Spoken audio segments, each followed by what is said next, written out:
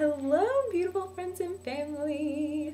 Hey, so I've been trying to make this video like 5 gazillion times, and I really hope this one works. So I am going to start from the beginning and go kind of point by point with a little humor thrown in here and there. Anyway, so I hopped on a plane at ATL with my dream and my cardigan, and then I flew to Pittsburgh. Which then from Pittsburgh, which I had never been to, and the airport was very nice, by the way, go Pittsburgh, flew to Paris. And I landed at the Charles de Gaulle airport. Oh my gosh. And it's the biggest airport I've ever seen. It's like huge and lots of people and crazy. And so I found my luggage, which was good, and I got through customs, and I have a stamp in my passport. And I found out where I was supposed to get my ticket for my train. I got on my train, and I found the platform and everything on time, and I was feeling pretty awesome about myself at that point. So then I got onto the train. This is my first train experience in Europe.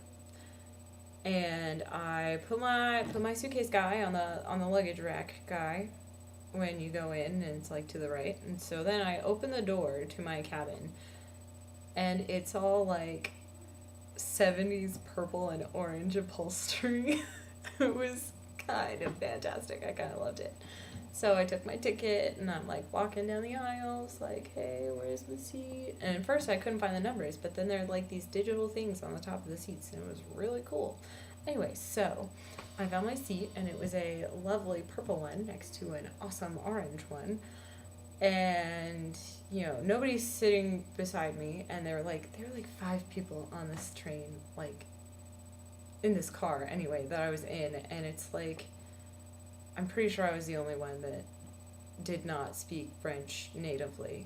And so I got into my seat, and I sat down and stuff, and I'm staring out the window as French countryside rolls by, and then all of a sudden there's a village, and my brain instantly right away goes, little town in a quiet village, every day like the one before. And then, I sing through the song in my head, not out loud, because this is my first impression in France, and I don't want to scare people yet. Anyway, so, then there'd be, we'd drive through the village, and there'd be, like, pretty countryside, yay! And then there'd be another village with, like, the copper color terracotta roof type things, and my brain, again, goes, little town in a quiet village. And every single time we drove past one of these villages, this happened in my head. Like, I'm not even kidding you. This happened in my head. And I don't even think that I got through the whole song, which is really sad. And it's been stuck in my head since I got off the train, honestly, let's be honest. Anyway, so I get to the train station, and I arrived at the Lille Flanders station, and I have to go to the Lille Europe station, and they're like right next door to each other. So I'm pulling my suitcase, and I walk following the signs to Lille Europe, and as I'm walking towards the Lille Europe station, I see this guy, this skeezy looking French guy. He's got like pointy features and like gross hair, and he's just lit his cigarette, and he thinks he is the coolest guy ever, let me tell you. So, and he starts speaking before I can even hear what he's saying. He walks up to me, and the only thing that I actually hear is s'il vous plaît at the end of his sentence, and I'm like, no, I'm sorry. And I just kept walking. I'm like, yeah, that was the first person who spoke to me in French, like out on the streets, was that guy. Thanks, France. Awesome. Anyway, so I go to the Lille Europe station, and I meet the people for the program, and they're like, hey, and I'm like, hey, what's up? And they're like, nothing, hey, we're glad So they take me down to the bus station, they put me on the bus that takes me to university, and I get to the university, and it's beautiful university. It's like this giant old building, and you can tell that it's Catholic university just by looking at it. And I go inside and I like get registered and stuff, and I get my keys, and they're like, your dorm is the dorm that's farthest away. And so I'm like, okay, that's not bad. It's like almost a 10-minute walk, really. If you walk normal person pace, which is not Becca pace. Becca walks this walk in like 6-7 minutes because I'm a fast walker, but it's pretty far away, like 2 bus stops post where the bus stop is in front of the university. So I'm dragging my luggage, and we get to the thing, and we meet the like RA guy who his name is Guillaume, and he's very nice, and he's very cute. Yes, and very, very French. Does not speak almost any English at all. That was fun. Anyway, so he takes, there's a couple of Memphis people, so we go up to the rooms, and my key, the one that they gave me, it looks like it could be one of 2 possibilities. So we try the first possibility, and the key doesn't work, like it won't even go in the door. So we're like, oh, okay, so it's not that one. So we go up to, it looked like it was either a 1 or a 4, and so we go up to the 4th floor, and the key goes in the door thing, but it doesn't open the door, and then all of a sudden the door opens by itself, and out walks this other French guy who's actually kind of also very cute. And he's like, what are you guys doing?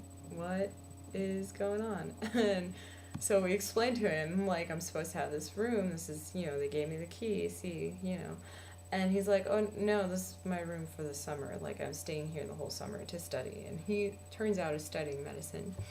So we're like, oh, okay. And so we're trying to sort this out. And it's been like 15 minutes or so. And Guillaume calls like 5-6 different people. And none of them answer on the first try. And he's like, c'est français. That's, whatever. Sorry. And so then he's trying to talk to me in English, and I'm trying to talk to him in French, and neither one of us are very successful. And so he finally just tours me around the dorm while we're waiting on somebody to call him back. And we finally get a phone call, and somebody shows up, and we try and fix the key thing, and it doesn't work. And so then we have to walk all the way back to the university, to across the street to this like student union association thing, and they sort out the room, and they get me a new room and a new room key, and the woman was super nice and helpful that we talked to. And so then we get back to the dorm itself, and like Guillaume carries my luggage for me. I'm like, no, dude, you really don't have to do that, it's okay. But yeah, so now I'm in my dorm room, and that was like the first day, plus then after I got settled in my dorm, we went to dinner, and then a couple of us went to a local pub to get a beer to celebrate our first night in France, because come on, it's France. So a couple of the Memphis people went out, and so then that was like the rest of that day. So really that was the first day and a half. Oh, and I had a beer called Delirium, and the logo was a pink elephant, which is why I had that beer. Because, it was an elephant, and I couldn't not have that beer. So, anyway, so that was day 1, and let's be honest, a half, because of that plane thing.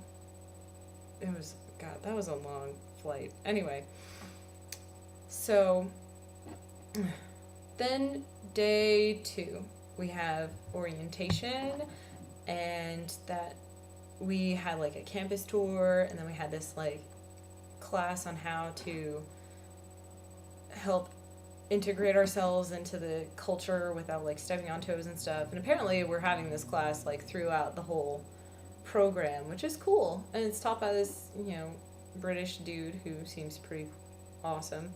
And then we had lunch at the school cafeteria thing, and it was pretty decent lunch. It was not bad. And then after lunch, we had our French placement tests, and I felt better about the oral test than I did the written, which is strange for me because generally I feel the opposite way in that situation. But I ended up making the like the first level of advanced classes, I think, and so